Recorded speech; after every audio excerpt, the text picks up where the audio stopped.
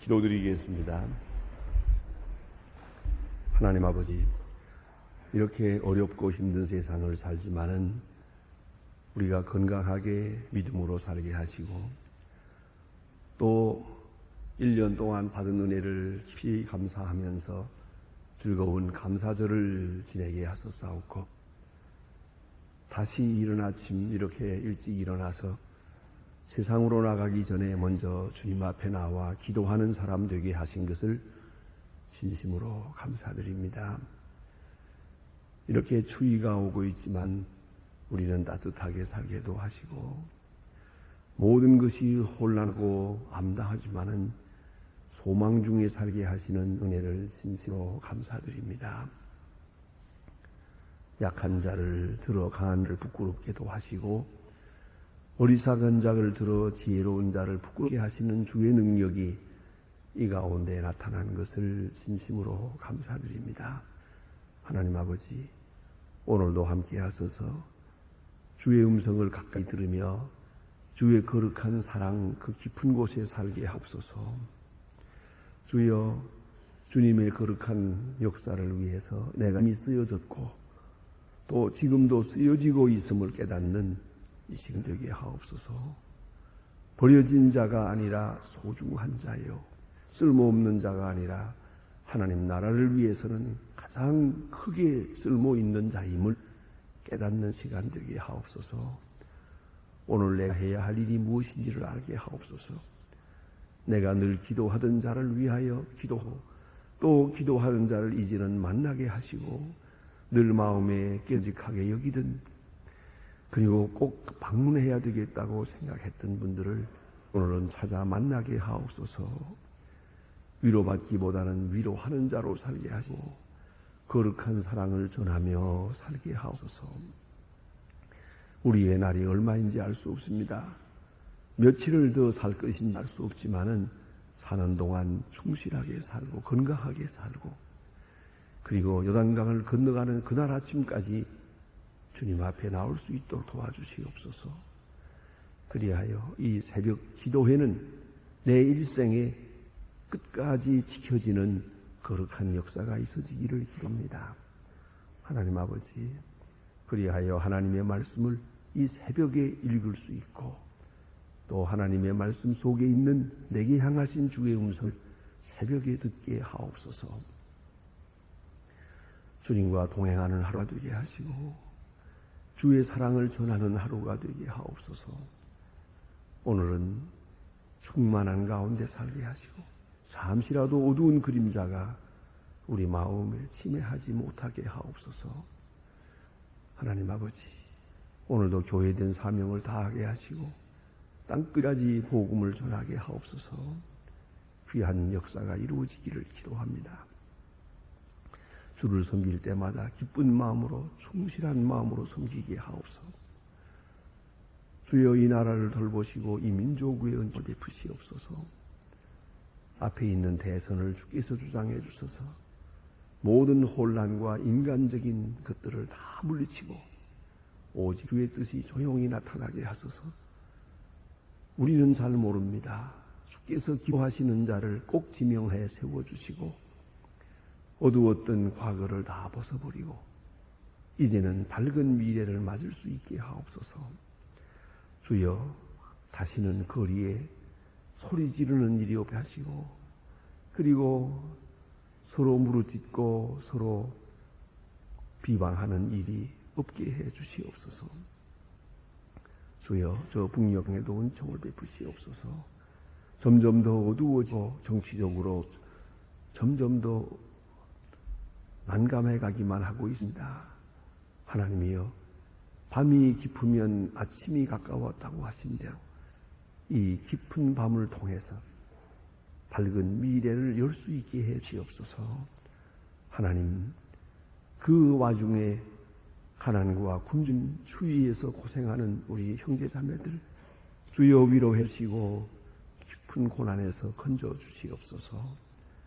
우리에게 맡겨진 일, 과학기술대학을 세우는 일이나 고아들을 돌보는 일, 국가를 상대로 할 때는 너무나 작은 일이 오나 그러나 이 조용하게 이 일을 통해서 굳게 닫힌 문이 열리기도 하고 전쟁을 막기도 하고 완악한 자의 마음이 조용히 녹아질 수 있게 해주시옵소서. 주의 크고 위대한 역사가 저희들의 작은 수고와 희생을 통해 나타나게 하옵소서. 오늘도 해외에 있든지 여행 중에 있는 사람들, 군문에 나아가 수고하는 젊은이들아, 유학생들, 공부하는 자녀들 하나하나 다 돌보시고 잠시도 흔들림이 없이 믿음 위에 굳게 서게 하옵소서. 병중에 있는 자와 슬픔을 당한 가정 다 위로해 주시옵소서. 이 날에 출입이 복되게 하시고 항상 눈동자와 같이 지켜주시며 우리의 몸과 영과 혼이 아울러 주의 사랑에 충만한 가운데서 행하게 하옵소서. 이 하루의 생활을 깨어 위탁드리오며 주 예수 그리스도의 이름으로 기도드립니다. 아멘. 하나님의 말씀은 계속해서 오늘 누가복음 18장 보게 됩니다. 누가복음 18장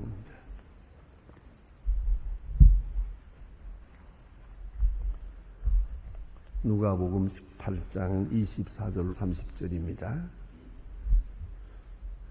누가복음 18장 24절로부터 30절까지 봉독하게 되겠습니다. 지금 다 같이 한 목소리로 읽습니다. 예수께서 저희를 보시고 재물이 있는 자는 하나님의 나라에 들어가기 어떻게 어려운지 약대가 바늘기로 들어가는 것이 부자가 하나님 나라에 들어가는 것보다 쉬우니라 하신데 듣는 자들이 가로되 그런즉 누가 구원을 얻으리이까? 예수께서 하나님은 하나님은 하실 수 있느니라. 베드로가 여짜오되 보시옵소서 우리가 우리의 것을 다 버리고 주를 쫓았나이다. 이르시되 내가 진실로 너희에게 이르노니 하나님의 나라를 위하여 집이나 아내나 형제나 부모나 자녀나 버린다. 금세에 있어서도 여러를 받고 내세에 있어서 영생을 받지 못할 자가 없느니라 하시니라. 아멘. 오늘 예수님께서 하나님의 나라에 대해서 아주 귀한 말씀을 해주셨고 또 실제적인 교훈의 말씀을 해주십니다. 지난 시간에 우리가 공부했습니다. 그런 청년이요, 율법사요, 부자인 이런 청년이 찾아와서 예수님께 와서 우리가 무엇을 해야 영생을 얻겠습니까? 라고 질문을 하게 됩니다. 이 사람은 가장 순수한 동기로 예수님 앞에 나왔다고 봐야 합니다. 그러나 이 사람은 부자입니다. 부자고 하는 것 때문에 그 마음속에 많은 걸림돌이 있습니다. 이것 때문에 순수하게 주님의 말씀을 받아들일 수가 없었습니다. 그래서 영생을 얻지 못합니다. 그건 왜냐하면 부자기 때문에 교만하고 부자기 때문에 다 된 것처럼 생각하고 부자기 때문에 그 마음이 비어있지 않아요. 재물로 가득 차 있어요. 자기는 의인 것처럼 생각을 하고 어렸을 적부터 율법을 다 지킵니다. 엉뚱한 말을 합니다. 어떻게 이런 느낌을 가질 수 있었을까? 그건 부자기 때문입니다. 부자라는 이유 때문에 그는 율법을 다 지킨 것처럼 또 의로운 것처럼 그래서 남보다 더 잘 살게 된 것처럼 그렇게 착각을 하고 있었다는 얘기죠. 자, 이제 예수님께서 이렇게 말씀하십니다. 내 있는 것을 다 팔아 가난한 자에게 주라. 그래서 마음을 비워라. 재물에 대한 집착을 버리라. 그리고 마음을 깨끗이 비우며 그리고 와서 나를 쫓으라. 그리하면 영생을 얻을 것이다. 말씀하십니다. 아주 심리학적이기도 하고요. 아주 실제적인 그런 말씀입니다. 저는 이 목회하면서 많이 그런 걸 느낍니다. 하나님 나라에 가까운 심령이 어떤 사람입니까? 아주 순수한 마음. 때때로 보면은 참 오랫동안 예수 믿었어요. 그런데 그 경제적으로 조금 여유가 있고 또 지식에 좀 남보다 좀 나은 것도 같고 또 학벌도 좀 나은 것 같고 또 무언가 좀 된 것 같은 성취욕에 취해가지고 있어요. 이런 사람들을 보면 하나님 나라에서 멉니다. 교회는 다니지만 은혜는 받지 못합니다. 때로는 뭐 직분도 있고 뭘 하는 것 같이 보이지만 하나님의 나라와는 거리가 멉니다. 주님의 음성을 듣지 못한다. 그런 걸 볼 때 참으로 유감스럽게 생각합니다. 제가 만든 격언이 하나 있습니다. 작은 성공이 큰 미래를 망친다. 여러분, 그 뭐 조금 됐다는 거, 뭐 국민학교 다닐 때 우등생 한 거, 그것 때문에 일생 망치잖아요. 뭐 고등학교 다닐 때 자기가 뭘 잘했다고. 그러니 어쩌란 얘기요. 이런 생각들이 그만 거기에 집착되면서 마음을 비우질 못해요. 그러니까 주님을 영접할 수가 없어요. 오늘 여기에 대표적으로 이 사람 나오는데요. 아주 중요한 말씀입니다. 이 사람 젊어서요. 학식도 있어요. 율법사예요. 존경도 받아요. 돈도 있어요. 다 된 것처럼 생각하고. 정말 바리새교인, 그 기도하러 올라갔던 바리새교인처럼 나는 저 세리와 같지 아니함을 감사하나이다. 그 정도의 그 정도. 나는 저 사람과 같지 않습니다. 이런 마음으로 주님 앞에 나와서 무엇을 해야 영생을 얻겠습니까? 하고 묻습니다. 예수님 그 속을 많이 들여다보았어요. 아니 뭐 저도 아는데 왜 예수님이 모르시겠습니까? 그 돈 다 아시고 너는 그 돈이 병이다. 작은 성공이 문제다. 세속적 성공이 영적인 세계를 가로막고 있구나. 이 불쌍한 사람아. 다 내버려. 다 버리고 나를 따르라. 이 사람 근심하며 돌아갑니다. 양자택일이에요. 물질이냐 영생이냐. 물질이냐 영생이냐. 영생의 세계가 좀 더 확실하게 믿어졌다면 끝까지 물질 버리는 건 문제가 안 되지만은 영생은 해봐야 알겠고 아직 잘 모르겠고 물질은 때문에 있는 거라고요. 그래, 버리지 못합니다. 슬픈 낯으로 돌아갔다. 참 기맥힌 시간입니다. 아주 절박한 시간입니다. 바로 그 시간에 오늘 본문에 보니까 예수님께서 거기에 남은 사람들에게 말씀한다. 이게 실물교육입니다. 이 사람들에게 말합니다. 자, 부자가 하나님의 나라에 들어가기가 어려울진데 약대가 바른길로 들어가기보다 어려울 것이다. 이 말씀하십니다. 여기에 있는 해석이 있습니다. 그저 이런 해석은 공부하는 사람들이 한마디씩 해본 건데요. 그냥 들어두면 됩니다. 여기 약대라고 하는 말은 카메로스입니다. 그래서 카메론이라는 말 들어봤죠? 예, 그래서 헬라 말로 카메로스입니다. 그런데 동아줄, 배에서 사용하는 굵은 밧줄 있죠? 그 동아줄을 카미로스입니다. 카밀로스. 비슷하죠? 그래서 예수님이 그 카미로스라고 말했는데 듣는 사람이 잘못가지고 카메로스로 들어가지고 약대라고 한 것 같다. 그렇게 해설을 해보기도 합니다. 그러나 바늘귀로 못 들어가는 건 피장파장이에요. 아니 동아줄은 들어갑니까? 어차피 뭐 바늘귀에 못 들어가기야 마찬가지지. 동아줄이나 뭐 약대나 뭐 어쨌든 그런 해석이 있다는 얘기입니다. 어쨌든 약대가 바늘구로 들어간다. 어디 들어갑니까 이게? 어린아이들에게 한번 수수께끼 해봅시다. 아이들은 상상력이 풍부하거든요. 여기에 낙타가 있습니다. 이 낙타가 냉장고로 들어갈 수 있겠냐 하고 물어보세요. 그러면 어른들은 택도 없다. 안 되지. 그건 안 된다. 어떻게 낙타가 냉장고에 들어가겠냐. 안 들어간다. 절대 불가능하다. 하지만 애들은 가능합니다. 왜? 마술을 걸면 되거든. 어익 해가지고 조그맣게 만들면 속아가지. 애들은 그 생각을 합니다. 어른은 그 생각을 못 하거든요. 다시 말하면 하나님께서 이 낙타 같은 사람을 바늘구멍으로 들어갈 것만큼 작게 만들면 되는 거예요.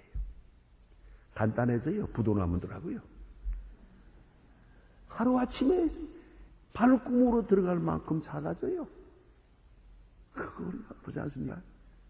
제가 인천에서 한번 목회할 때 왜 큰 부자였어요. 인천에서는 배가 9척이니까 얼마나 부자예요. 한번 만선 들어오면 굉장하거든요. 그렇게 떵떵거리고 살아요. 그런데 이 사업 잘 되니까 교회를 안 나와요. 제가 언젠가 한번 길에서 만났어요. 몇 달 동안 못 봤어요. 그때 교인이 많지 않으니까 대개 나오는 사람 누가 안 나오는지 알 수 있을 때인데 그래서 딱 만나가지고 요새 교회에서 못 본 것 같은데 그랬더니 사업이 워낙 바빠서요. 이렇게 대답을 하잖아요. 아니 그래서 제가 잘못했습니다. 꼭 나갈게요. 그랬으면 좋겠는데 이 집사가 하는 말이 사업이 워낙 바빠서 목사님 몰라서 그렇죠. 교회 나갈 수가 없습니다. 내 속으로 뭐라고 했어요. 사업 작아져야 되겠구만. 그런 생각이 들더라고요. 그 말 만난 지 며칠 안 돼가지고 부도가 났어요. 그 다음에 그 집에 신방을 갔더니요. 이 집에 있는 선풍기까지 다 가져가라고요. 사람들이 와가지고 다 실어내가는 걸 보고 그 사람은 아예 싸고 하나 누웠고 비참한 장면을 보았어요. 그런 걸 보고 참 이게 바로 약대가 반음으로 들어가는 거예요. 그걸 잊지 말아야 돼요. 여러분 혹시라도 교만합니까? 뭐 학벌 때문에, 건강 때문에, 식 때문에, 재물 때문에 천만의 말씀이에요. 여기 보니 어떻게 그런 일이 있겠습니까? 가로되 사람은 못하지만 하나님은 하십니다. 하나님은 할 수 있느니라. 이게 무서운 말이에요. 하나님은 할 수 있느니라. 무슨 소리예요? 약대를 작게 만들어서 바늘구멍으로 쏙 들어가게 만들어요. 하나님의 능력이에요. 우리는 바늘구멍으로 들어가는 그런 작은 것이 약대처럼 커지는 것만 기적인 줄 알지만 아니에요. 큰 것이 작아지는 것도 기적이에요. 교만한 사람이 겸손하게 되는 거 큰 기적입니다. 예? 자기밖에 모르는 사람이 이웃 사랑하는 사람이 되는 거 큰 겸손이에요. 제가 제일 잘난 줄 알았는데 아니요. 내가 제일 못났다고 생각이 확 돌아가는 거 기적이에요. 기적입니다. 여러분 똑똑한 척 하지 마세요. 대개 보니까 똑똑한 사람이 제교에 넘어가더만요. 그것도 기적이에요. 우린 기적을 이렇게 부풀려 크게 되는 것만 기적이라고 생각해요. 병든 사람이 건강해지는 걸 기적이라고 합니다만 아니에요. 성경은 그렇게 말씀하지 않아요. 건강한 사람이 병드는 것도 기적이에요. 이걸 잊지 말아야 합니다. 믿음의 사람들은 받아들입니다. 깊은 믿음에 받아들입니다. 사고 나는 것도 기적이에요. 내가 그런 사고 날 사람이 아니거든요. 내가 그런 실수할 사람이 아니에요. 그런데 꽝 하고 얻어맞아요. 그리고 낙타같이 큰 것이 유기같이 작아지는 거예요. 더 작아져서 바늘 귀로 들어간단 말입니다. 사람은 할 수 없으나 하나님은 하십니다. 하나님은 하십니다. 그걸 잊지 마세요. 우리 교회에 여러분 아시는 대로 샬롬부가 있고 갈레부가 있어요. 샬롬부도 그렇죠. 거기 보면 왕년에 상당한 분들이 거기에 나오세요. 또 갈레부 왕년의 장관이요 대사요 뭐 하는 분들 갈레부 나오십시오. 그러면 한번 나가보고는 안 나가요. 그러니까 저런 사람들하고 같이 내가 지금 나이는 좀 먹었지만 내가 저런 사람들하고 지금 심지어 그러대요. 너저런 사람들하고 내가 어떻게 어울리겠나. 그래서 내가 속으로 대답합니다. 조금만 더 기다려야겠군. 그러죠. 그래가지고 나이가 덥고 더 먹고 좀 힘이 들어가거든요. 그 다음에 갈레부도 하나 나왔어요. 내가 갈레부 어쩌다 한번 설교하러 가서 이렇게 보면은 참 힘들게 나오나 그 생각을 해요. 그렇게 나올 사람들이 아니에요. 낙타가 방구멍으로 들어가는 기적을 가지고 나온 거예요, 저게요. 그거 왕년에 이 아무나 이렇게 악수하던 사람이 아니에요, 그 사람들이요. 그러나 어쩔 것이요? 예. 하나님께서 내려치는데요, 어떡할 거야? 이거 잊지 마세요. 바늘구멍으로 들어갈 만큼 작아져야 하나님 나라에 들어가는 거예요. 좁은 문으로 들어가라. 그게 뭡니까? 애가 작아져야 좁은 문으로 들어가지. 고개 들고야 들어갈 수 있나? 목에 힘주고 못 들어가는 거예요. 굽혀, 엎드려, 그리고야 들어갈 수 있는 거예요. 하나님께서 그와 같이 하신다. 하나님께서 하시느니라. 예? 하나님, 사람으로는 할 수 없는 것을 하나님은 하시느니라. 이게 베드로가 그래도 좀 IQ가 좀 있었던 것 같아요. 눈치가 빨라요. 빨리 이해했습니다. 그래서 하는 말입니다. 베드로가 여쭈되 보시옵소서, 우리가 우리의 길을 다 버리고 그를 쫓았나이다. 다 버리고 따르라. 사가야 한다니까. 나는 다 버렸습니다. 나는 다 비웠습니다. 우리가 가정과 친척과 재물과 직업을 다 버리고 주님을 따릅니다 하고 말합니다. 예수님께서 그걸 귀하게 보셨겠지요. 그러나 하고 싶은 말씀이 계셔서 그래요. 넌 아직도 못 버린 게 있다. 명예욕을 못 버렸고, 정치적인 욕망을 못 버렸고, 세속적인 욕망을 못 버렸고, 목숨을 못 버렸다. 목숨을 사랑하는 마음을 못 버렸어요. 결국은 내가 언젠가 나를 3번이나 모른다고 하게 될 것이다. 버렸다고? 그렇게 쉬운 게 아니다.